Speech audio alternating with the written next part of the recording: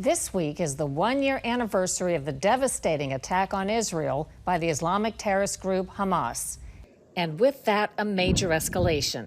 Missile attacks by Iran and Israeli ground forces opening a new front against terrorists in neighboring Lebanon. Scott Thuman reports.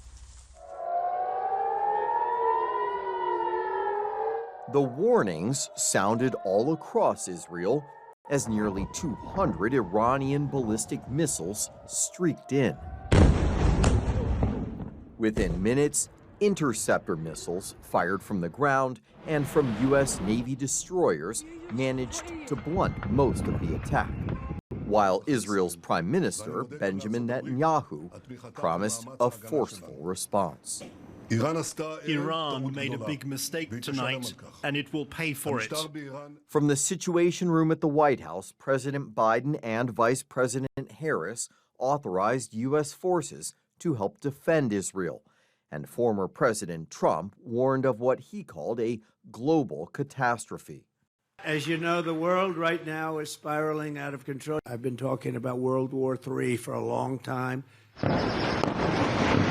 This latest barrage triggered by Israel's new ground offensive into southern Lebanon, going after Iran's most important proxy, the terrorist group Hezbollah, whose leader was recently killed in a suspected Israeli targeted strike.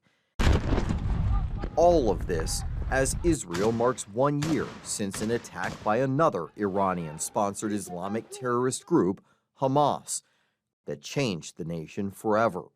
It was early in the morning, October 7th, that thousands of Islamic terrorist fighters from Hamas began entering Israel from Gaza, surprising small towns, farms, and a music festival. They killed nearly 1,200 soldiers and civilians and took 251 people, including at least a dozen Americans, hostage.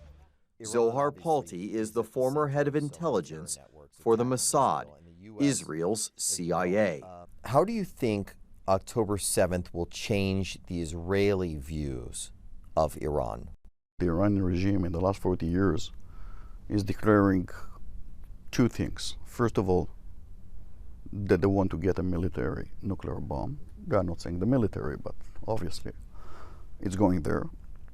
And the second, loud and clearly, they're saying we want to eliminate the States of Israel. It's the only country in the world that declaring that they want to eliminate another state. After the October 7th attack, Israel declared war on Hamas, and Prime Minister Netanyahu found, at least at first, strong support from the White House and other capitals. We stand with Israel. Democratic Congressman Jim Costa and Republican Congresswoman Young Kim are both from California, both on the House Foreign Affairs Committee. We asked them to reflect on this past year. What happens over there, thousands of miles away, it's not just an over there issue. It's very much here and now issue that affects our livelihood. There still is a significant bipartisan support on Israel's right to defend itself, support for release of the hostage and ceasefire.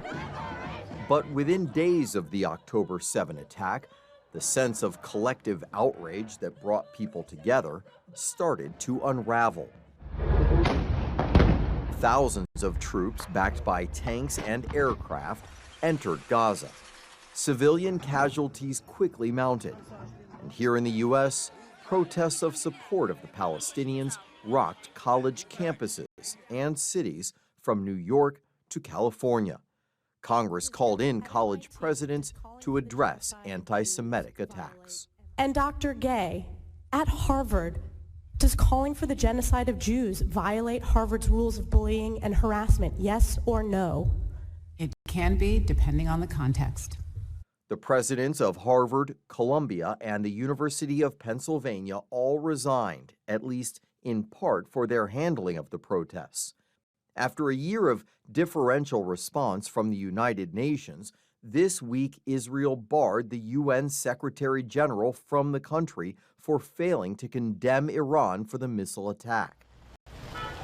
With Israel now hitting Iranian-backed groups on two fronts, Palti believes his nation faces a crucial decision over targeting Iran directly. Israel will come to a junction right now that if it will continue like that, with the Hamas, with Hezbollah and things like that, we'll have to take a really serious decision whether or not to go to the head of the octopus and not to deal with all the other ones. So on the anniversary of the Hamas attack, the question hanging is where and how large Israel's next move will be. For Full Measure, I'm Scott Thuman in Washington.